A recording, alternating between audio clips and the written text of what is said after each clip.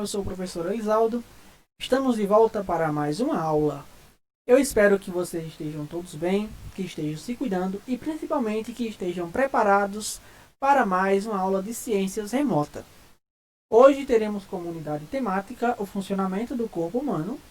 O objeto de conhecimento será alimentação e energia, e a habilidade é a 06 de ciências do quinto ano. Para o nosso entendimento desse assunto, vamos começar com a leitura do que nós abordaremos.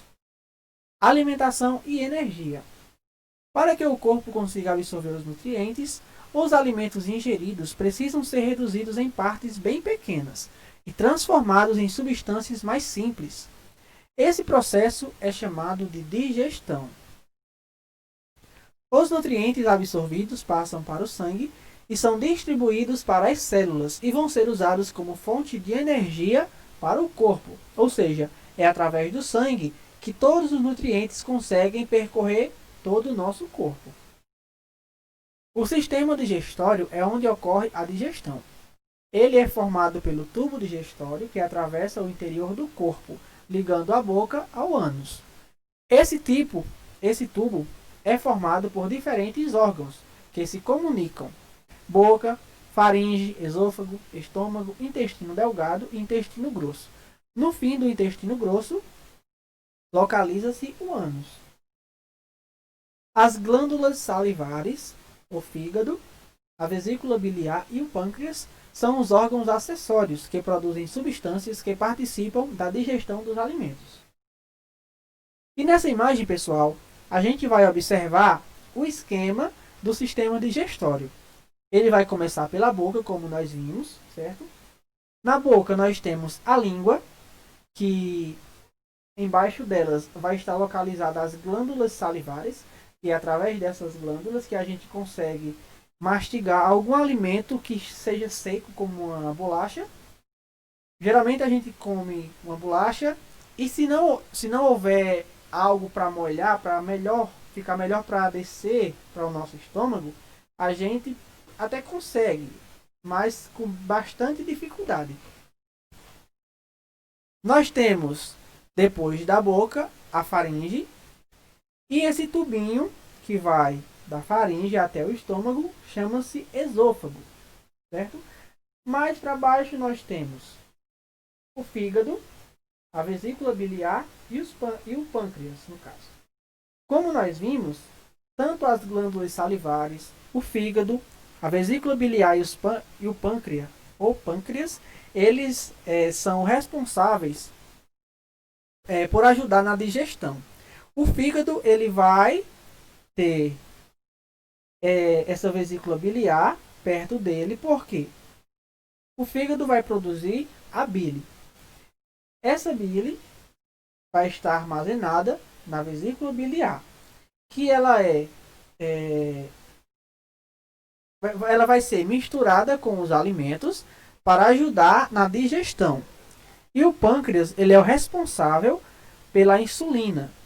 A insulina ela é utilizada no nosso corpo para que possa ser quebrada as moléculas, a glicose, melhor dizendo, para que assim a gente consiga absorver toda a energia que o nosso corpo está dispondo. Depois nós temos o intestino grosso, que é esse intestino aqui, onde de fato ele é mais grosso, né? E no final do intestino grosso nós temos o ânus, certo? Que é onde vai ser liberada as fezes. No intestino delgado é o intestino que é mais fino, e nele está a alimentação, que vai ser extraída todos os nutrientes. E aqueles que não vai servir para o nosso corpo vai ser evacuado. Vamos falar agora sobre as etapas da digestão. A digestão começa na boca com a mastigação. O alimento é rasgado e triturado pelos dentes para ser reduzidos em pedaços menores e misturados à saliva. E como eu falei para vocês, a saliva ela vem das glândulas salivares. Substância produzida pelas glândulas salivares. Após ser mastigado e misturado com a saliva, o alimento passa a ser chamado de bolo alimentar. Ou seja, a partir do momento que a gente coloca o alimento na boca, que a gente mastiga e que esse alimento se mistura com a saliva, nós não temos mais aquele alimento perfeitinho. Ele vai estar todo triturado e o seu nome agora vai ser chamado de bolo alimentar. Vamos falar agora sobre algo também importante, principalmente a nossa boca.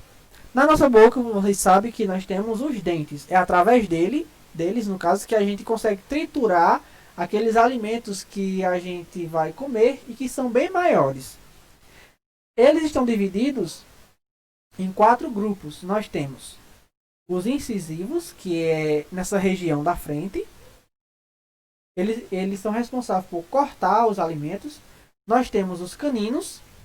No caso aqui a gente vai ter 2 na parte superior e 2 na parte inferior. Nós temos, sim, eles são responsáveis por rasgar os alimentos. Nós temos os pré-molares, que são esses depois dos caninos.